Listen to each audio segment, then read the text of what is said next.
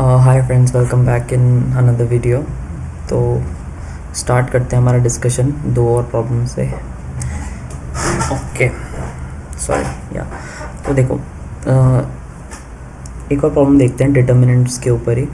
तो इसमें हमें प्रूव करना है कि ये जो डिटर्मिनेंट है इसकी वैल्यू ज़ीरो होगी। ठीक है, तो देखो यार, सबसे पहले जैसे आप इस प्रॉब्लम को देखोगे, sine alpha, sign beta, sign gamma, okay, cos alpha, cos beta, cos gamma, and sin alpha plus delta, sin beta plus delta, and sin gamma plus delta। Okay, इसको ज़ीरो ये अब देखो यार, इसमें सबसे पहले हम साइन ए प्लस बी का फॉर्मूला क्या होता है, sign A cos B minus cos A sine B. ठीक है, तो यूजिंग दिस फॉर्मूला हम इसको ओपन करते हैं। तो सबसे पहले ठीक है, तो ये क्या बनेगा, देखो साइन अल्फ़ा, साइन बीटा, ये तो एज इट इज़ रहेंगे। ठीक है, इनमें मैंने कुछ नहीं किया, सेकंड कॉलम में भी मैंने कुछ नहीं किया। ठीक है, एंड कॉस गैमा। थर्ड में देखो, sine alpha cos delta minus cos A, मतलब कॉस अल्फ़ा साइन डेल्टा। ठीक है, cos A sine B. Similarly यहाँ पे भी ऐसा होगा, sine beta cos delta minus cos beta sine delta.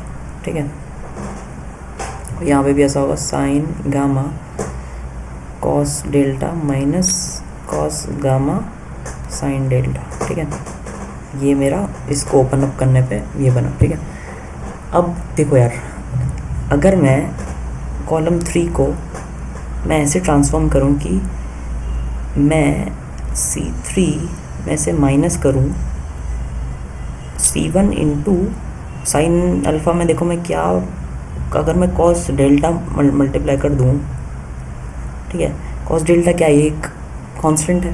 ठीक है, माइनस मैं C2 में क्या कर दूं, साइन डेल्टा, और फिर मैं C3 में से C1 इंटू कॉस डेल्टा, मतलब इन सब में से कॉस डेल्टा को मैंने मल्टीप्लाई किया, तो ये क्या बनेगा, sign alpha cos delta, sign beta cos delta और साइन गामा कॉस डेल्टा, और ये बनेगा कॉस अल्फ़ा साइन डेल्टा। मतलब आप देख रहे हो ना कि मैं इस C3 में से फिर इन दोनों को सब्ट्रैक्ट करूँगा तो वो ज़ीरो बन जाएगा।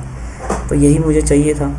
ठीक है, कि मैं किसी एक कॉलम को अगर ज़ीरो बना लूँ तो फिर मैं उसकी वैल्यू ज़ीरो प्रूव कर सकता हूँ। ठीक है, तो let's say sine alpha sine beta, ये तो वैसे के एज इट इज़ रहेंगे, सेकंड कॉलम भी एज इट इज़ रहेगा, और मेरा थर्ड कॉलम जो है वो 0 0 0 बन जाएगा। क्यों? क्योंकि आप इसमें से C1 into cos delta minus C2 into sine delta करोगे तो ये 0 आ जाएगा इंडिविजुअली। ठीक है, अब इसकी वैल्यू तो देखो, हमें पता है कि डिटर्मिनेंट में एक भी कॉलम या एक भी रो 0 आ जाती है तो इसकी वैल्यू 0 होती है। तो ठीक है, हेंस प्रूव्ड। ठीक है, आई होप आपको समझ में आएगा ये एक्सप्लेनेशन। ठीक है, नेक्स्ट प्रॉब्लम देख लेते हैं यार। ठीक है, the value of this determinant. अब देखो यार, ये 4x4 डिटर्मिनेंट है। इस टाइप के डिटर्मिनेंट थोड़ी टफ हैं सॉल्व करने में, तो हम कोशिश करते हैं इसको 3x3 में बदलने की। तो देखो, अच्छी बात ये ना 1 1 1 1 1 1 है, तो देखो जब भी 1 1 1 होता है ना, तो दिमाग के एंटीने खड़े हो जाने चाहिए, और आप इस पर्सपेक्टिव से सोचो कि 1 1 1 है, मतलब मैं हर रो को एक दूसरे से सब्ट्रैक्ट करके वो बना सकता हूँ 0। तो मैं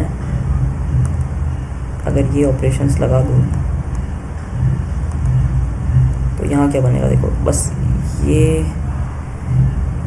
हाँ, ये मेरी लेट्स से 1 1 1 है, रो 1 को मैंने नहीं छेड़ा, ये 2 1 2 3 0 2 5 9 0, ये कितना बनेगा, ठीक है, ये बनेगा 3 9 और 8 19। ओके, अब मैं देखो मैं क्या करूँगा, मैं देखो इस कॉलम के अबाउट इसको ओपन करता हूँ। तो देखो इन तीनों को तो कोई इफेक्ट नहीं आएगा, 0 0 0 है, इसका इफेक्ट आएगा। तो 1 इंटू दिस, ये पूरा, ठीक है, तो 1 इंटू, अब ये 3x3 का बन गया हमारे पास डिटर्मिनेंट सॉल्व करने के लिए, 2 5 9 और 3 9 19।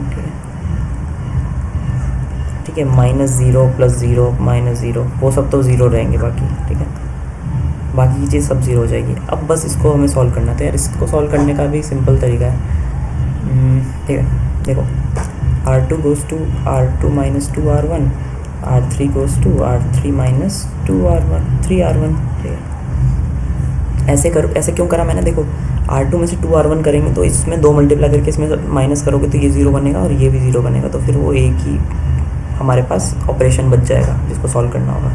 तो अगर ये मैं करूँगा तो फर्स्ट रो तो एज इट इज़ रही, सेकेंड रो में क्या हो गया, पहले 0 बना, फिर इसमें से 2R1 मतलब ये 1, इसमें से 2R1 मतलब ये 3, ओके, फिर 3 इसमें से ये 0 बना, इसमें 3 को मल्टीप्लाई करो 6 और 9 - 6 मतलब 3, ठीक है, इसमें 3 को मल्टीप्लाई करो तो ये 9 और 10, ठीक है।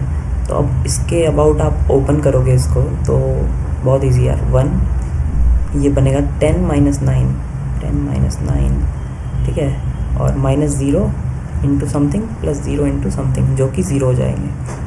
तो इन दोनों का तो इफेक्ट आएगा नहीं, सिर्फ इसका इफेक्ट आएगा, तो 1 इंटू 10 - 9 मतलब कितना हो गया 1, दैट्स माई आंसर, ठीक है। तो आई होप आपको समझ में आया होगा, इसका आंसर क्या आएगा 1, ठीक है। तो 4x4 में यार आपको कुछ नहीं करना, अगर ऐसे सिंपल 1 1 1 या 1 1 1 की रोज़ या कॉलम है तो आप उसको ट्रांसफॉर्म कर लोगे 3x3 में, ठीक है, इस मेथड का यूज़ करके, और फिर 3x3 को सॉल्व कर लोगे इस तरीके से कि उनको दो किसी कॉलम के एलिमेंट्स को अगर आप 0 बना पाओ या रो के एलिमेंट्स को, तो फिर वो आपका काफ़ी स्ट्रेट फॉरवर्ड कैलकुलेशन हो जाएगी, ठीक है। तो थैंक यू वेरी मच, इतना ही था इस वीडियो में, 2 प्रॉब्लम्स देखे हमने, ठीक है। फिर से मिलते हैं नेक्स्ट वीडियो में, अगर वीडियो पसंद आई होगी तो आप लाइक कर सकते हैं, ठीक है। Thank you very much, bye bye.